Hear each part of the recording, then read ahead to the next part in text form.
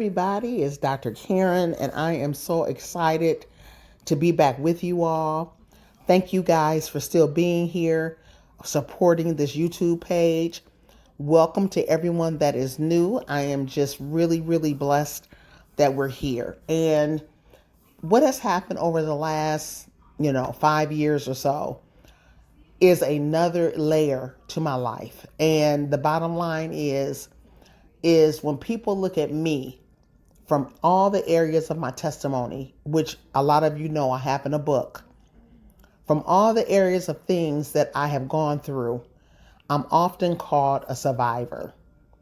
And being a survivor, it means a lot. And the thing is you don't want to just walk around and being called a survivor and not demonstrate that back. And it's not like you have to go out there and just have survivor written across your forehead. But what it is your story. When people hear my story, read my books, or read my articles, they often tell me, wow, you're a miracle, or wow, you are a survivor. And so I want to, for our first time here together this year, share some information I gave to some others years ago about being a survivor story. I pray that it blesses you and that you use it for your advantage. Make sure you listen to it more than once.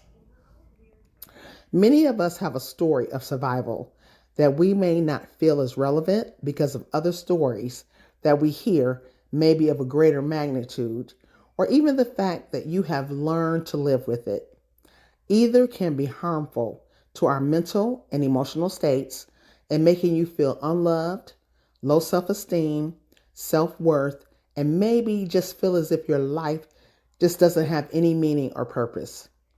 And of course, some examples of survival comes from growing up less fortunate, loss and separation, bullying, challenges in education, traumatic experiences, incarceration. It could be illnesses, it could be addictions, car accident, almost accident, alcohol or drugs, gambling, eating, spending. Is so many things out there.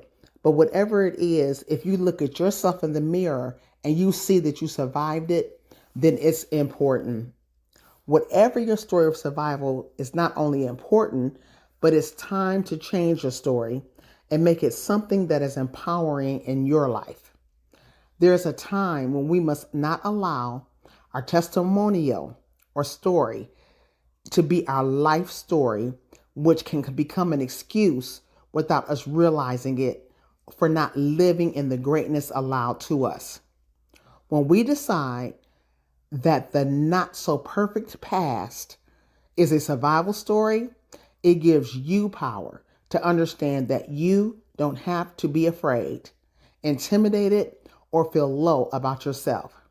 And there's nobody that has a right to make you feel bad about your past.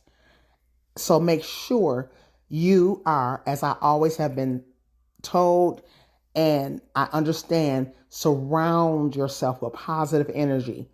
People that are there to take you to the next level in life and showing you that you are not only important to them in some way, but you are respected within your place in life.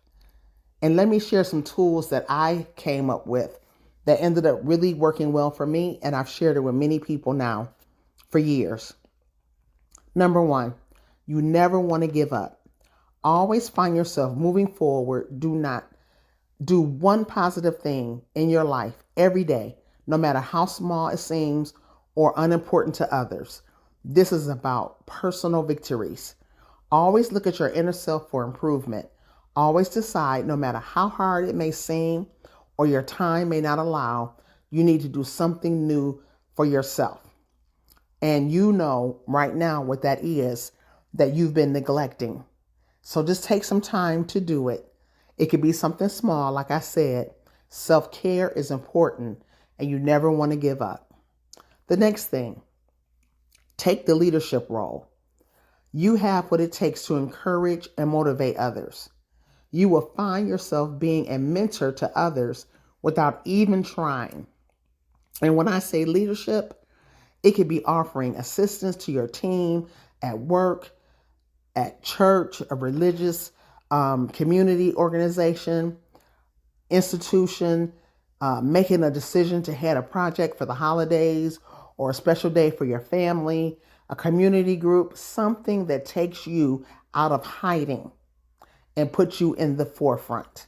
That's very important. Take you out of hiding. And a lot of people say, they're afraid to do these things because of the possibility of rejection.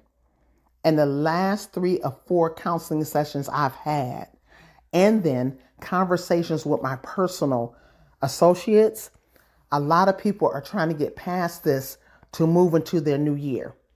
But you just have to walk into it, just keep your eyes focused and keep it moving. Okay? The next thing is you're going to remember every day that you are a survivor with a story and no longer a victim. See yourself going back to tell that man, woman, boy, or girl that even though it does not look like it, you're going to be okay. Not only are you going to be okay, but you are going to be successful and have empowerment in your heart for the words to help and inspire others to be better. I want you to take time to journal your story. No matter how small or big, it's all important and can make you a better person. When you feel bad, you're going to be able to read your own survival story and remember that if you made it through that, nothing is impossible. That's God's exact plan for our lives, to always remember what He's already has done. I pray that this has been something for you. Listen to it again, share it with others, and I'm looking forward to our next topic that we will have. It is going to be about stop worrying what other people think. I know you're ready for it because that was one of my downfalls, other people. Until then, love and blessings. This has been Dr. Karen.